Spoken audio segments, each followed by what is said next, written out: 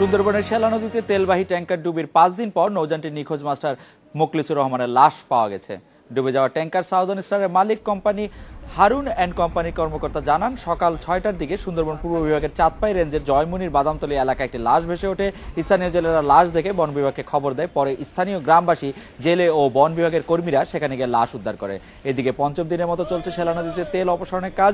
এরই মধ্যে প্রায় 100 কিলোমিটার এলাকায় ছড়িয়ে পড়েছে তেল অপসারণে এবার শ্রমিক নিয়োগ করেছে বন বিভাগ। স্থানীয় বাসিন্দাদের সহযোগিতায় এই কার্যক্রম পরিচালনা করছেন কর্তৃপক্ষ।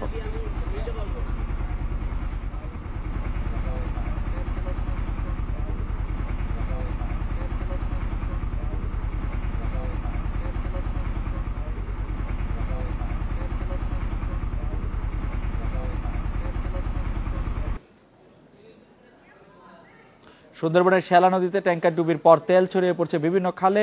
তবে তদন্ত কমিটির প্রধান জানিয়েছেন, পরিবেশের ক্ষতি প্রাথমিকভাবে সামলে নিয়েছে সুন্দরবন, তবে দীর্ঘমেয়াদে কোনো ক্ষতি হবে কিনা সে বিষয়ে সার্বক্ষণিক পর্যবেক্ষণ করা হবে। আমরা যেটা আশঙ্কা করছিলাম যে বড় ধরনের একটা হবে, সেটা ওই আশঙ্কাটা আমরা আপাতত একটু মনে হচ্ছে যে আমরা কম।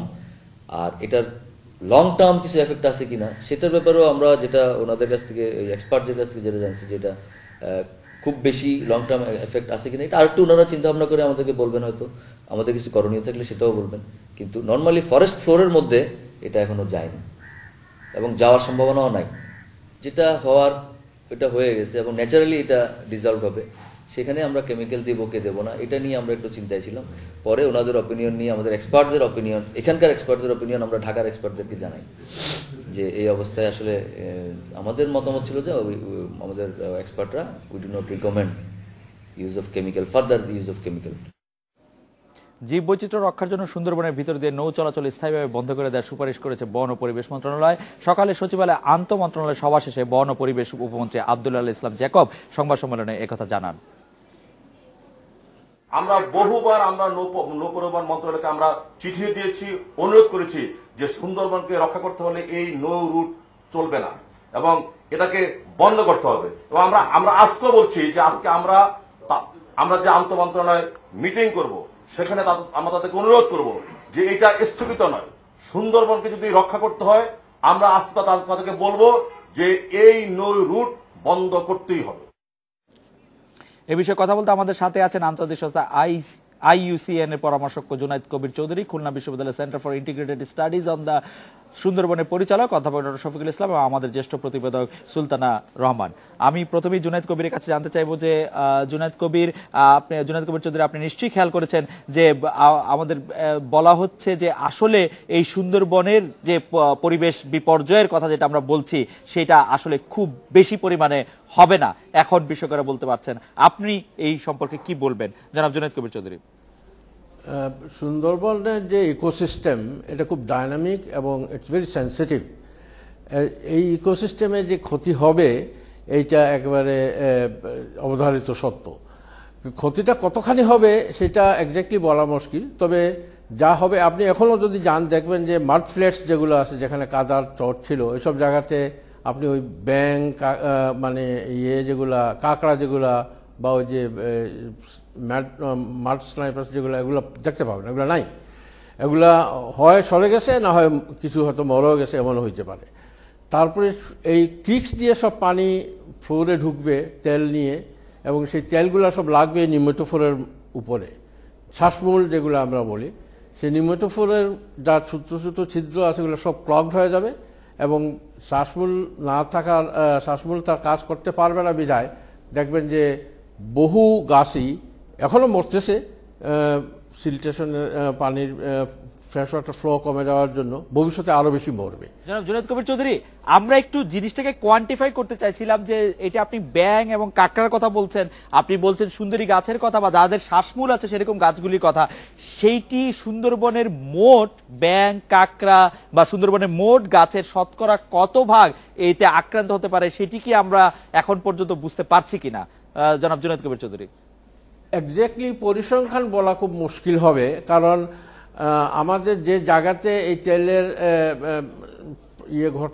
ঘটনা ঘটছে এই জায়গাতে অনেক সুন্দরী গাছ আছে, সুন্দরীর পার্সেন্টেজ ওখানে এখনও অনেক বেশি আছে। এছাড়াও অন্যান্য স্পেসিস যেগুলো আছে সুন্দরবনে সব গাছেরই শ্বাসমূল আছে এবং শ্বাসমূলরা সব গাছই এফেক্টেড হবে। আপনি যদি পরিসংখ্যানের দিকে চিন্তা করেন তাহলে এটা বলা যাবে যে পার একরে ওখানে রিজেনারেশন আছে অ্যাবাউট 25 থেকে 30,000 চারা আছে, নতুন চারা আছে যেগুলা 3 বছর পর্যন্ত বয়স হইলেও ধরেন 9 ইঞ্চি 10 ইঞ্চি উঁচু হবে। এগুলো সব তেলের এই চাপে পড়ে এগুলো সব নুয়ে যাবে এবং এগুলো সবই মরে যাবে। না জুনায়েদ কবির চৌধুরী, আমরা যেটি জানতে চাইছিলাম যে এই আক্রান্ত অংশটুকু সুন্দরবনের শতকরা কত ভাগ, এইটা আইডিয়া করা যাচ্ছে কিনা? আমাদের যে সুন্দরবন আছে আক্রান্ত অংশটুকু তার কত ভাগ? আক্রান্ত অংশটুকু অলমোস্ট 25 to 30%। 25 থেকে 30% সুন্দরবন এখন আক্রান্ত। জুনায়েদ কবির চৌধুরী, আপনাকে অনেক ধন্যবাদ। আমি অধ্যাপক ডক্টর শফিকুল ইসলাম যিনি খুলনায় আছেন তার কাছে আমি জানতে চাইবো যে সুন্দরবনের যে ইকোসিস্টেমের কথা জনাব জুনায়েদ কবির চৌধুরী বলছিলেন যে সেটি বাস্তু সংস্থান নিশ্চিত রূপে ক্ষতি হবে বলে আশঙ্কা করা যাচ্ছে, আপনি কি প্রেডিক্ট করতে পারছেন যে আসলে সেই ক্ষতিটি কতখানি হবে এবং সেই ক্ষতিটি প্রাকৃতিকভাবে কিভাবে সুন্দরবন আবার ফিরিয়ে নিয়ে আনতে পারবে বা আমাদেরই বা এই ক্ষেত্রে কি করার আছে? ডক্টর শফিকুল ইসলাম। আপনাকে ধন্যবাদ। আমি শুনছিলাম যেমনটি যে এই অপরিশোধিত তেলের বিস্তারের ফলে আমাদের এই সুন্দরবনের ব্যাপক ক্ষয়ক্ষতি হবে। একটু আগে তিনি বলছিলেন যে 20 ভাগ, কেউ কেউ বলছেন যে আমাদের অংশের যে বনাঞ্চল আছে তার 6 ভাগ আক্রান্ত হয়ে গেছে অলরেডি, এবং এই তেল কিন্তু বিস্তৃত হচ্ছে এবং এটা যদি বন্ধ না করা যায় তাহলে আরও কত ভাগ বিস্তৃত হবে সেটি সময় বলে দিবে। আপনি যেটি জানতে চেয়েছিলেন যে আমাদের এখানকার ইকোসিস্টেমের কী ধরনের ক্ষতি করবে, তো আমি যেটা বলবো যে এখনই কিন্তু বলে দেওয়া যাবে না যে এই মাত্রায় ক্ষতি হবে বা এই মাত্রায় ক্ষতি হবে না, কারণ চারা গাছের উপরে এর প্রভাবটা আশু বোঝা যাবে।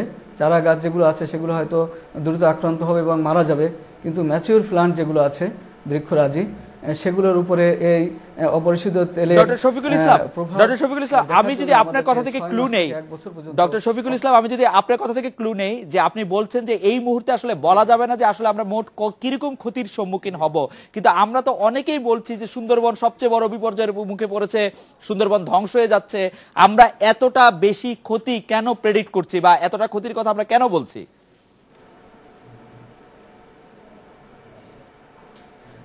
এটা বলছি মানে এই যে অপরিশোধিত তেল, এই অপরিশোধিত তেলের ভিতরে আছে প্রচুর পরিমাণে হাইড্রোকার্বন।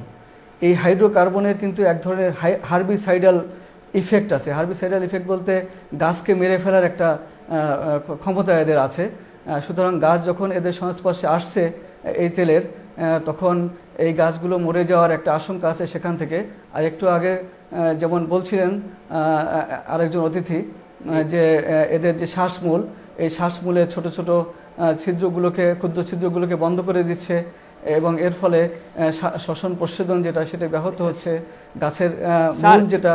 স্যার আমি যেটা জানতে চাচ্ছি যে আপনি কি জুনায়েদ কবির চৌধুরীর সাথে একমত যে সুন্দরবনের অন্তত 25-30 ভাগ অংশ আক্রান্ত এই ঘটনার কারণে, নাকি আপনি মনে করেন যে এই আক্রান্তের পরিমাণ আরো বেশি বা কম? আমি যেটা জানি জি না, আমি যেটা জেনেছি এখনো পর্যন্ত আমাদের অংশের প্রায় 6% আক্রান্ত হয়ে গেছে অলরেডি, আর এখনও তো বিস্তৃত হচ্ছে এবং কতটুকু বিস্তৃত হবে সেটি আমরা যদি এই বিস্তার ঠেকাতে না পারি তাহলে সেটি সময় বলে দিবে যে এটা কত % পর্যন্ত এটা মানে বিস্তার লাভ করতে পারে। আপনার হিসাবে আমার জানা মতে এখনো আপনার জানা মতে এটি এখনো 6% লোক আক্রান্ত। আমরা চলে যাচ্ছি সুলতানা রহমানের কাছে, যিনি এই মুহূর্তে সুন্দরবনে দাঁড়িয়ে আছেন। সুলতানা, আপনি আছেন সুন্দরবনে প্রায় 2 দিন ধরে, আপনি আমাদেরকে একটু জানাবেন যে এই মুহূর্তে আপনার কাছে সবচেয়ে বড় কনসার্ন বা চিন্তার বিষয় কি মনে হচ্ছে? সুলতানা। আসলে মানে যখন আমি ঢাকা থেকে সুন্দরবনের উদ্দেশ্যে আসলাম তখন আমি যে ধরনের একটা আপনি জানেন একটা পারসেপশন নিয়ে এসেছি যে নিশ্চয়ই ক্ষয়ক্ষতি অনেক বেশি মানে যে সমস্ত খবর আমি পত্রিকা এবং টেলিভিশনে দেখেছি, আমি এখানে আসার পরে আসলে যেটা দেখলাম যে আমি অনেক এলাকা সারাদিন কিন্তু ঘুরেছি। নদী এবং খালগুলোর যে দুই তীর আছে সেই দুই তীরে যে গাছের শিকড়গুলো আছে মূলত সেই শিকড়গুলো জুড়ে ছড়িয়ে আছে এই তেলের আস্তর। নদীর পানি কিন্তু এরই মধ্যে অনেকখানি স্বচ্ছ হয়ে গেছে। আপনি জানেন যে এরই মধ্যে পরিবেশ অধিদপ্তর থেকে এই নদীর পানি পরীক্ষা করেছে এবং ঘটনার দিন থেকে শুরু করে আজ পর্যন্ত তারা কয়েক দফায় পানি পরীক্ষা করেছে এবং প্রথম দিন তারা সেখানে পানির মধ্যে অক্সিজেনের পরিমাণ পেয়েছে 5। আপনি জানেন যেটি প্রাণীর জন্য স্বাভাবিক এবং সর্বনিম্ন এর নিচে গেলে তখন প্রাণীর জন্য হুমকি স্বরূপ হতে পারে। আজকে তারা সেইটি পেয়েছে 7.5। মানে পানির অবস্থা আগের চেয়ে কিন্তু উন্নতি হচ্ছে। এবং আমি একটু জানতে চাচ্ছি যে এটা কতটা এলাকার কথা আপনি বলছেন যে 5 থেকে 7.5 হয়ে গেছে, সেটা কি যেই 100 কিলোমিটার বা অনেকখানি জায়গা জুড়ে যেটি ছড়িয়ে পড়েছে সেই পুরোটা এলাকায়, নাকি আমাদের পরিবেশ বিশেষজ্ঞরা যেখানে সুবিধা পেয়েছেন সেখানেই পরীক্ষা করে তারা জানাচ্ছেন যে না এটি ঠিক হয়ে গেছে? না, তারা র্যান্ডমলি 21টি পয়েন্ট থেকে তারা পানি সংগ্রহ করেছে। সেই পানি পরীক্ষা করে তারা একটি জায়গা থেকে বা মানে ভিন্ন ভিন্ন পয়েন্ট থেকে তারা এই পানি কিন্তু সংগ্রহ করেছে।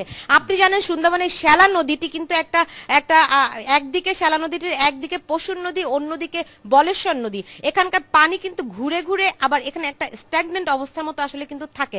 যদিও স্রোত আসে মানে জোয়ার ভাটার কারণে পানিটা খুব সমুদ্রে পুরোটা না যে আবার ভেতরের দিকে ফেরত আসে, এই কারণে এখনো পর্যন্ত তেলের আস্তর কিছুটা রয়েছে বলে আমাকে কিছুক্ষণ আগেও এখানকার কয়েকজন মৎস্য বিজ্ঞানী এবং আপনার জিওলজিস্ট এখানে কিছুক্ষণ আগে তাদের সঙ্গে আমি কথা বলেছি, তারা জানিয়েছেন। তবে তারা বলছেন যে এখানকার পরিবেশের উপর কি ধরনের প্রভাব পড়বে, এখানকার বিশেষ করে প্রাণীজ এবং জলজ যে সমস্ত মানে উদ্ভিদ রয়েছে পানির কয়েকটা স্তরে ধাপে ধাপে, তাদের উপর কি ধরনের প্রভাব পড়বে সেটি দেখার জন্য আসলে মানে তাদের প্রভাবটিও বোঝার জন্য অন্তত 1 মাস অপেক্ষা করতে হবে এবং তারা নিবিড়ভাবে বিষয়টি গবেষণা করছেন বলে আমাদেরকে জানিয়েছেন। সুলতানা, তারা কি কোনো রকম কোনো পরিসংখ্যান, বৈজ্ঞানিকভাবে কোনো পরিসংখ্যান এখন পর্যন্ত করতে পেরেছেন যে আসলে আমাদের আপনি যে প্রাণীর কথা বলেছিলেন, আমরা ডলফিনের কথা প্রায় বলছি বা যেগুলিকে আমরা শুশুক বলে থাকি, আমরা কুমিরের কথা বলছি, ব্যাঙের কথা বলছি, কাঁকড়ার কথা বলছি, তার আগে একটা পরিসংখ্যান করতে পেরেছেন যে সুন্দরবনের আসলে কতটা অংশে কতটি প্রাণী বা কতটি গাছ